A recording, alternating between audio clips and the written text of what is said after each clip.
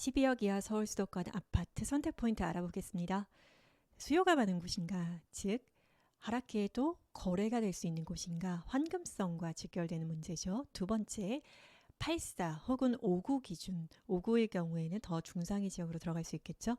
자, 선호하는 평형 기준 12억대의 서울 중상위 지역인가. 세 번째, 핵심지의 구축이거나 혹은 역세권 신축이거나. 이 세 가지 요건이 충족되는지 체크를 하시고요. 투자금은 12억 이하 서울 수도권 아파트에서 5억 원을 초과하지 않는 선에서 세팅하는 것이 좋습니다. 자, 세팅 사례 살펴볼까요? 매매가 12억 원의 아파트는 아파트 상품의 특성에 따라서 좀 다르겠죠. 재건축 아파트이냐 아니면 신축 아파트이냐 준신축이냐 역에서 뭔가 초역세권인가 노선에 따라서도 좀 다를 수 있겠죠. 비선호 노선의 초역세권인가 선호 노선의 초역세권 아파트인가에 따라서 실사용 가치에 따라서 전세가율은 다르게 나타날 수 있겠죠. 12억 매매가의 서울 수도권 아파트, 특히나 서울에서는 보통의 전세가는 6억 대 내외에서 형성이 되겠죠. 네, 신축 역세권 아파트라면 12억 원에 7억 원까지도 전세가율이 형성이 될 수 있습니다. 자, 매매가에서 전세가 제외하면 자본금이 5억 원, 보통은 한 6억까지 필요하겠죠.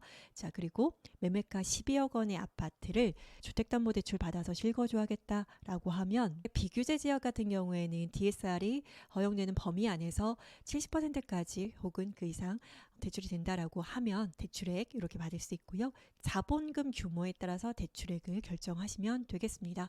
선대출 후전세 세팅인데요. 12억 원의 아파트인데 실거주하지 않고 대출을 일정 부분 남겨둔 상태에서 후에 전세를 낀다라고 하면 전제 조건이 일반적인 이 상품의 전세가보다는 그래야지 선대출 후전세를 하는 의미가 있겠죠. 자본금을 최소화한다라는 의미인데 선대출이 있으면 전세로 들어오나요? 라고 하시는데 이것도 물론 상품마다 다릅니다. 입주 물량이 아주 많은 신축단지의 입주장에서는 선대출이 있을 경우에는 전세를 맞추기가 어려울 경우가 있고요. 혹은 아파트의 일반적인 전세가가 6억 초중반이라고 했을 경우에는 전세가를 이렇게 5억 5천까지 낮춰주겠다라고 했을 경우에 선대출이 있어도 전세를 맞출 수가 있는 경우가 있겠죠. 그래서 이거는 시장 상황과 그리고 어떤 상품이냐, 이 상품이 입주장이냐 아니냐, 이 상품의 주변의 전세 물량 여부에 따라서 또 달라질 수가 있겠습니다. 자, 그래서 자본금을 이렇게 보실 수가 있겠고요. 선대출 후전세를 하는 이유는 일반적인 갭 투자보다는 자본금을 좀 줄이겠다라는 니즈가 담겨져 있는 거죠.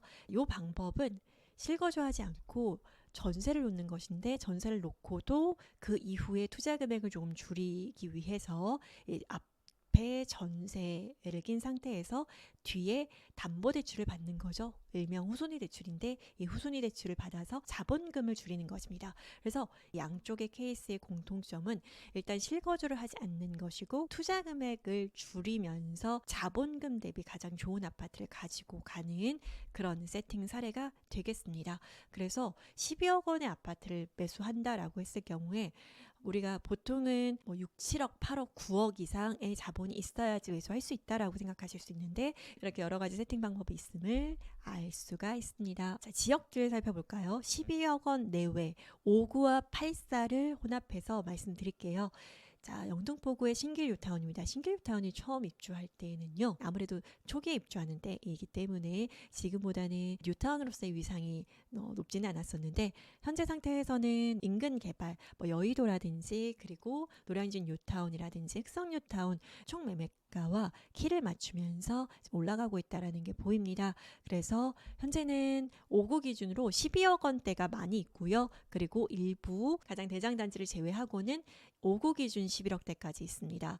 자, 그리고 84 기준으로 15억 원대 내외에서 거래가 되고 있는 것이 신길 뉴타운입니다. 그래서 신길 뉴타운은 12억 원대 내외로 거래를 하겠다라고 한다면 5구로 접근하셔야 되겠습니다. 신길 뉴타운의 입지 가치는 제가 굳이 설명드리지 않아도 많은 분들이 알고 계실 텐데요. 남쪽으로 신풍역과 보라매역을 끼고 7호선 라인이 지나가고 있고요. 좌측으로 신안산선이 예정되어 있고 우측으로 신림선이 색강역까지 여의도로 연결해주고 있습니다. 교통도 훌륭하고 상품이 바뀌니까 안쪽에 인프라도 많이 형성이 되고 여의도라든지 강남까지의 접근성도 훌륭한 직주근접 단지입니다. 신길 뉴타운의 개발 현황이고요. 사거리 기준으로 해서 남쪽 권역은 일부 구역 제외하고는 거의 다 개발이 된 모습을 볼 수가 있습니다. 그래서 이 북쪽 권역으로도 되게 다양한 형태의 정비사업들로 진행이 되고 있다. 자, 12억 원대 내외로도 살펴볼 수 있는 곳들은 수색증산 뉴타운입니다.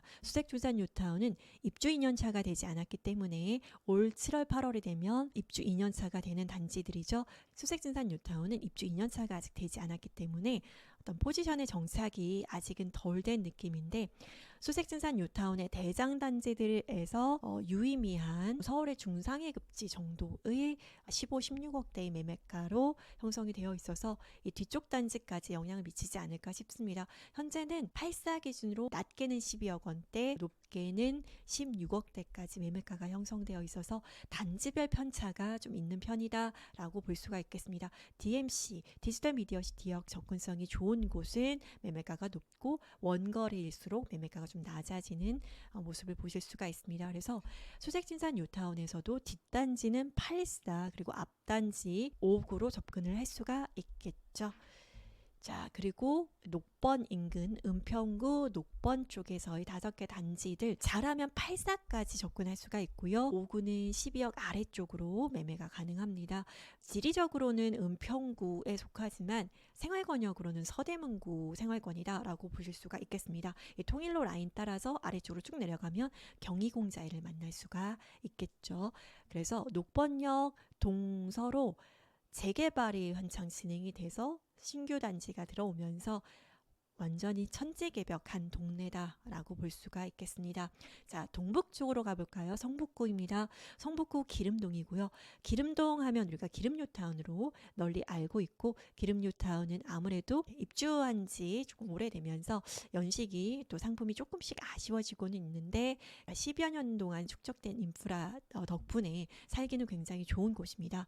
기름동의 대장단지인 레미안 센터피스나 롯데캐슬 클라시아 같은 경우에는 이 두 개 단지는 84 기준으로 14, 15억대까지 그리고 실거래는 15억대까지 찍은 이런 곳이죠.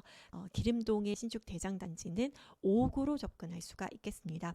동북권역에서 가장 활발하게 거래되고 또 주목받는 단지가 아닐까 싶습니다.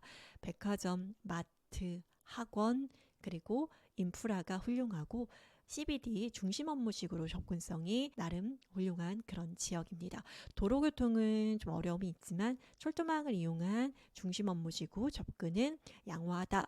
조금 더 동쪽으로 가볼까요? 장인뉴타운입니다. 장인뉴타운은 9억대에서도 저희가 살펴봤는데요. 12억대에서는 대장단지 까지 접근할 수 있다. 5구로는 당연히 12억대 내에서 골라서 갈 수가 있고요.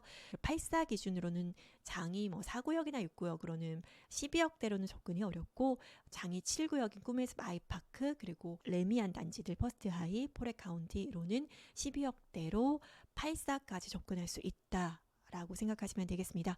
장인뉴타운은 주변이 전부 개발하고 있는 지역이다라고 해도 과언이 아닌 좋아질 지역이고 현재 남쪽으로는 6호선 돌고 지역 그리고 북쪽으로는 동북선이 예정되어 있다. 그래서 교통, 자연, 개발 호재가 골고루 조화를 이루어서 미래 가치가 굉장히 밝은 곳이 장인뉴타운이 아닌가 싶습니다.